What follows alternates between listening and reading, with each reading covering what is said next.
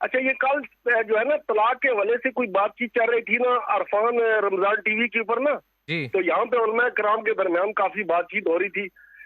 قاری خلیل الرحمان جاوید صاحب حوالے دے رہا تھا کہ ایک مجلس کی 3 طلاقیں وہ ایک ہی ہوتی ہیں، اور مفتی حنیف قریشی صاحب اور ایک دوسرے مفتی رشید صاحب وہ کہہ رہے تھے کہ جی 3 مجلس کی جو ایک مجلس کی 3 طلاقیں وہ 3 ہی ہوتی ہیں. چلے اگر 3 ہی ہوتی ہیں تو پھر یہ مشروط حلالہ کر کے رجوع کیسے کرواتے ہیں؟ یہ مشروط حلالہ کیا ہے اسلام میں کہیں ہے؟ یہ حلالے والی تھوڑی ہے. پہلی بات تو یہ ہے کہ حلالے کا مسئلہ فقہ اہل البیت میں کبھی بھی پیش نہیں آتا جو پاکستان کے اندر رائج ہے اس وقت. اس کی وجوہات ہیں. پاکستان میں چونکہ اب یہ جو 3 طلاق کی ایک مجلس اور 3 مختلف مجالس میں ہونے کا اختلاف ہے، اس کی وجہ سے جو حضرات ایک مجلس میں 3 طلاقوں کو 3 طلاق سمجھتے ہیں، ایک نہیں، تو وہاں پر اب اگر وہ رجوع کروانا چاہیں تو ان کے لیے حلالے کی شرط ہے. چونکہ بہرحال حلالہ کب ہے؟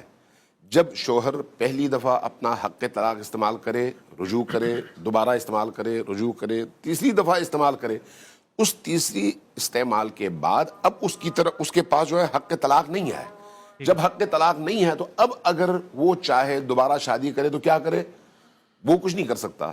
خاتون اپنی مرضی سے کہیں پر شادی کرے گی اور اس شوہر کی مرضی سے طلاق ہوگی. اس کے بعد عدت کی وہ مدت وہ پورا کرے گی، پھر جا کر یہ پرانا شوہر اس سے نکاح کر سکتا ہے. ہمارے ہاں چونکہ ایک محفل میں آپ چاہے 1000 دفعہ کہیں طلاق، وہ ایک ہی طلاق ہے، اس لیے اس طرح کے حلالے کی دکان کھولنے کی ضرورت محسوس ہی نہیں ہوتی. اس لیے اس وقت جو ہمارے معاشرے میں مشکل ہے وہ یہ ہے. آپ اگر آپ گوگل میں جائیں آپ کو حلالہ سینٹرز کی ایک لمبی فہرست نظر آئے گی. یہ لوگوں نے کاروبار بنایا ہوا ہے. روتی ہوئی عورتوں کو میں نے انٹرویو دیتے ہوئے دیکھا ہے جو کہتے ہیں فلان مولوی صاحب نے اپنے مدرسے کے ڈرائنگ روم کو اس کام کے لیے مختص کیا ہوا ہے، یہ سہولتیں رکھی ہوئی ہیں تاکہ وہ حلالہ کر سکیں. یعنی لوگوں کی زندگیوں سے کھیلنا. اس لیے اس پر علماء کرام کو سوچنا چاہیے. اور وہ جو حلالے کا غلط استعمال ہے، یعنی شریعت نے تو غلط نہیں کہا نا، شریعت نے تو رستہ بتایا ہے، لیکن جو غلط استعمال ہے اس غلط استعمال کا رستہ روکنے کی ضرورت ہے. اس پہ مزید میں کامنٹ کرنا چاہتا ہوں. دیکھیں قرآن مجید میں جہاں طلاق دینے کا طریقہ اللہ تعالیٰ نے بیان کیا ہے، الطلاق مرتان فامساکم بمعروف او تسریح باحسان، تو 2 طلاقوں کے بعد تو انسان کو یہ حق ہوتا ہے کہ وہ اپنی بیوی کو حق زوجیت میں معروف طریقے سے روکے رکھے یا اسے چھوڑ دے. اب اسی آیت میں آگے جا کر فرمایا کہ فَإِن طَلَّقَهَا، اب اگر وہ تیسری طلاق بھی دے دے فَلَا تَحِلُّ لَهُ مِن بَعْدُ حَتَّى تَنكِحَ زَوْجًا غَيْرَهُ. اب آپ دیکھیے کہ قرآن مجید میں طلاق کے یہ تینوں صیغے بغیر کسی قید کے بیان ہوئے ہیں کہ وہ طلاق ایک مجلس میں ہو، 2 مجلسوں میں ہو یا 3 مجلسوں میں ہو، وہ غصے میں ہو یا محبت میں ہو. تو ان صیغوں کا اطلاق یہ بتا رہا ہے کہ قرآن کی روشنی سے یہ بات ثابت ہو رہی ہے کہ اگر ایک ہی مجلس میں 3 طلاقیں واقع ہوں گی تو واقع ہو جائیں گی. دوسری بات یہ کہ یہ جو قرآن مجید میں آگے اللہ تعالیٰ نے فرمایا کہ فَلَا تَحِلُّ لَهُ مِن بَعْدُ حَتَّى تَنكِحَ زَوْجًا غَيْرَهُ، یہ جو منصوبہ بندی کے ساتھ، جس طرح سے علامہ امین شہیدی صاحب نے بھی فرمایا کہ منصوبہ بندی کے ساتھ بعض لوگ اس کو حلالے کا نام دے کر یہ کام کر رہے ہیں. تو بعض روایات میں اس کا بھی ذکر ہے کہ آپ علیہ الصلوۃ والسلام نے فرمایا کہ اللہ تعالیٰ نے حلالہ کرنے والے اور کروانے والے دونوں پر لعنت فرمائی. اللہ اکبر. تو اگر منصوبہ بندی کے ساتھ یہ کریں گے تو ظاہر ہے کہ یہ تو شرعاً ناجائز بھی ہے، شریعت کا مطلوب بھی نہیں ہے. اتفاق ایسا ہے کہ ایک عورت نے عدت گزار کر کہیں اور شادی کر لی، اتفاق ہے کہ اس نے بھی طلاق دے دی، تو اب قرآن یہ کہتا ہے کہ اس عورت کو اس بات سے منع نہ کرو کہ وہ اپنے سابقہ شوہر کے پاس جا کر رجوع کر لے. تو یہ میرا خیال ہے کہ اپنے کانٹیکسٹ میں دیکھا جائے. ڈاکٹر صاحب سے میرا صرف ان سے معصومانہ سوال ہے. میں آپ کی طرف بھی آپ کو بھی ٹائم دوں گا مفتی صاحب کے پاس. جی مفتی صاحب دیکھیں میں اسی حوالے سے بات کرنا چاہ رہا ہوں. یہ انہوں نے ایک صاحب نے جو سوال کیا نا کہ حلالے کا پھر کیا تصور ہے. پہلی بات تو یہ ہے کہ اگر یہ حضرات یہ سمجھتے ہیں کہ ایک مجلس کی 3 طلاقیں ایک ہوتی ہیں، ٹھیک ہے، تو ٹھیک ہے الگ الگ مجلسوں میں 3 طلاقیں دے دیں. اب سوال یہ پیدا ہوتا ہے اب حلالہ کیسے ہوگا.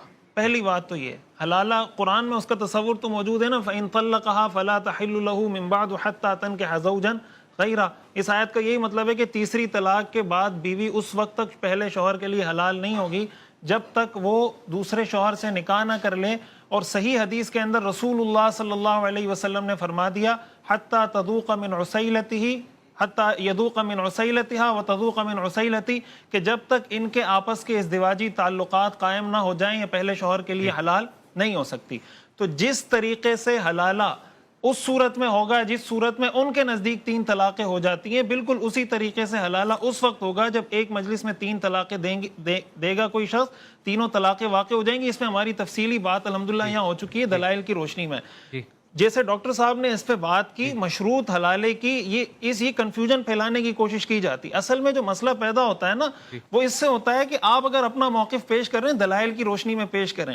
آپ یہ جب ثابت کرنے کی کوشش کرتے ہیں کہ اصل میں یہ حرام کام کر رہے ہیں، یہ آپ کو حدیث کے خلاف لے جا رہے ہیں، یہ قرآن کے خلاف لے جا رہے ہیں. بھائی مشروط حلالہ قرآن جب حدیث میں اللہ کے رسول نے لعنت کر دی، لعن اللہ المحلل والمحلل لہ، تو بھائی کیسے وہ کوئی اس کو جائز کہہ سکتا ہے؟ اب اگر کوئی حلالہ سینٹر کھول رہا ہے تو کیا کسی حنفی عالم سے فتویٰ لے کر اس نے حلالہ سینٹر کھولا ہے، یا کبھی کسی عالم نے اس کے جواز کا فتویٰ دیا ہے کہ یہ حلالہ سینٹر کھولنا بالکل ناجائز اور حرام کام ہے؟ شریعت کی نظر میں اس کی کوئی گنجائش نہیں ہے. شریعت میں جو حلالے کا تصور ہے وہ یہی ہے کہ دوسری جگہ وہ نکاح کرے، نکاح کرنے کے بعد ان کے ازدواجی تعلقات قائم ہوں، اور اس کے بعد اگر اس کو طلاق ہو جاتی ہے، شوہر کا انتقال ہو جاتا ہے، عدت گزارتی ہے، تو پھر وہ پہلے شوہر کے لیے حلال ہوگی.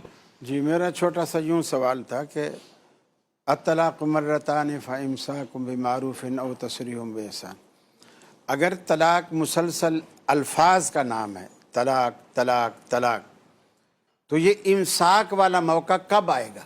2 طلاقوں کے بعد آئے گا نا. تو سٹاپ تو ہے ہی نہیں نا. اس کا میں جواب دیتا ہوں. ایک منٹ میرا آپ سے سوال، ایک منٹ. اس کا میں جواب دیتا ہوں. الطلاق مرتان، اب اگر طلاق الفاظ کا نام ہے، شریعت نے آپ کے بقول الفاظ کا لفظوں کا حق دیا ہے، ہم کہتے ہیں شریعت نے مجلس کا حق دیا ہے، اور اس کے بعد فامساک کا موقع بھی آتا ہے، اس کو سوچنے سمجھنے کا موقع بھی ملتا ہے.